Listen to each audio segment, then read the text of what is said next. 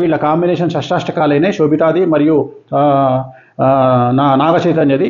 ఒక ఒక ఒక విషయం చెప్పాలంటే, సపోజ్ మీరు అడిగారు అనుకోండి, గురుగారు మీరు మీకు తెలిసి ఎన్ని మార్కులు వేస్తారండి ఒకవేళ నాగ చైతన్యకు Samantha combination plus Naga Chaitanya Sobhita Dhulipala combination అని మీరు అడిగితే నేను క్లియర్గా చెప్తున్నా, చైతన్య సమంత 100కి కనీసం ఒక 50 మార్కులు వేయచ్చు.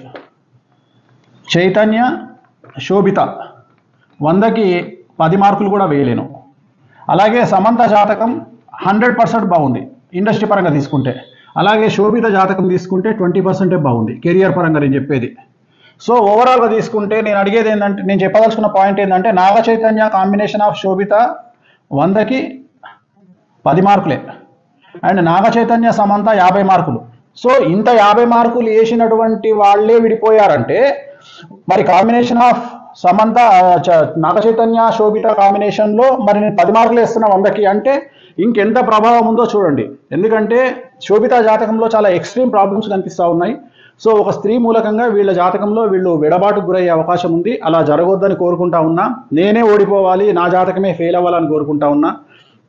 అలాగే స్వయం ప్రకటిత యూట్యూబ్ మేధావులు, స్వయం ప్రకటిత యూట్యూబ్ జర్నలిస్టులు గుర్తించాల్సింది ఏంటంటే, ఇదే నాగ చైతన్య సమంత విడిపోతారని నేను ఎంగేజ్మెంట్ అప్పుడు చెప్పాను. ఇప్పుడు కూడా మళ్ళీ వీళ్ళు కూడా విడిపోతారని చెప్తా ఉన్నాను. సో నన్ను విమర్శించే ముందు నేను చెప్పిన వీడియో ఒకసారి చూసి, సమంత గురించి నాగ చైతన్య గురించి చెప్పిన వీడియో చూసి మీ స్వయం ప్రకటిత మీ మేధావితనానికి పరిపెట్టుకోండి. సో వీళ్ళైతే విడిపోవద్దని కోరుకుంటా ఉన్నాను నేను. అండ్ ఇంకా నేను చెప్పాల్సింది చెప్పాను. 100% వీళ్ళకు విడాకులు అనేటువంటివి కనిపిస్తూ ఉన్నాయి. 2027 తర్వాత వివాహం అవుతుందా అవ్వదా ఏమవుతుంది అవన్నీ క్వశ్చన్ మార్కులే. బట్ ఫైనల్గా చెప్పదలుచుకుంది మాత్రం ఖచ్చితంగా ఎడబాటు అనేది ఉంటుంది ఇద్దరి మధ్యలో, శోభిత అండ్ నాగ చైతన్య మధ్యలో.